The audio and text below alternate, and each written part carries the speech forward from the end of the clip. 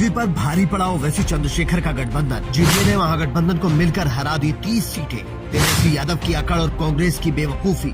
बिहार के नतीजों में जेडीयू का कमाल और बीजेपी का धमाल दिखा तो कांग्रेस ने वोट चोरी का राग अलापना शुरू कर दिया। तेजस्वी यादव खामोश हो गए और उनके प्रवक्ता चुनाव आयोग को गरियाने लगे, लेकिन उनको अपने नेता का अहंकार नहीं दिखा, जिसने एआईएमआईएम को 6 सीटें नहीं दी और चंद्रशेखर आजाद को 2 सीट के लायक भी नहीं समझा।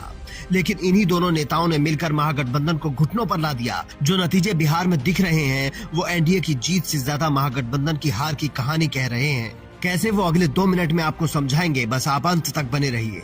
देखिए, सीमांचल में 24 सीटें हैं जहां जेडीयू गठबंधन पूरी ताकत से लड़ रहा था। यहां महागठबंधन का सूपड़ा साफ हो गया है। भले ही ओवैसी की पार्टी ने 2-3 सीटें जीती हो, लेकिन बाकी सीटों पर इतने वोट हासिल किए जो महागठबंधन के उम्मीदवारों को हराने के लिए काफी थे। इसी का नतीजा है कि यहाँ 20% सीटें भी महागठबंधन के हाथ नहीं लगी।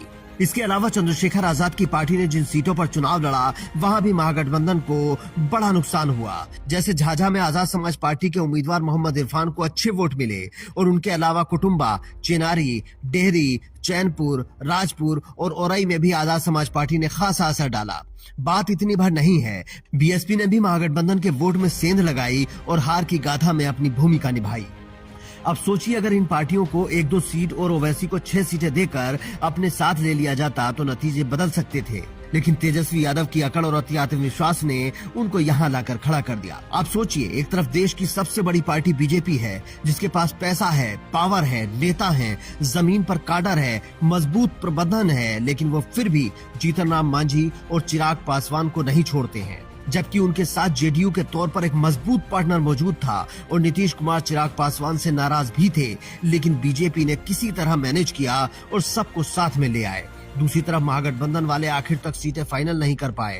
कांग्रेस ने अंत तक तेजस्वी यादव को सीएम का चेहरा घोषित नहीं किया। मुकेश सहनी को जैसे तैसे राहुल गांधी ने प्रेस कॉन्फ्रेंस करने से रोका और झारखंड मुक्ति मोर्चा को चुनाव लड़ने से रोका, लेकिन तेजस्वी यादव को ये सब दिखाई नहीं दिया और जीत नीतीश कुमार की हुई। लेकिन सिर्फ इतने से नीतीश कुमार फिर से सीएम बनने नहीं जा रहे हैं। चुनाव से ठीक पहले जो उन्होंने महिलाओं के खाते में 10,000 रुपए डाले, उसका भी इस चुनाव में बड़ा रोल रहा। इस जीत के बाद कांग्रेस का वोट चोरी वाला मुद्दा भी हवा में उड़ सकता है, क्योंकि जनता एक सवाल करेगी कि अगर बीजेपी को वोट चोरी करनी होती तो अपने लिए करती, नीतीश कुमार को फिर से जीवित क्यों करती।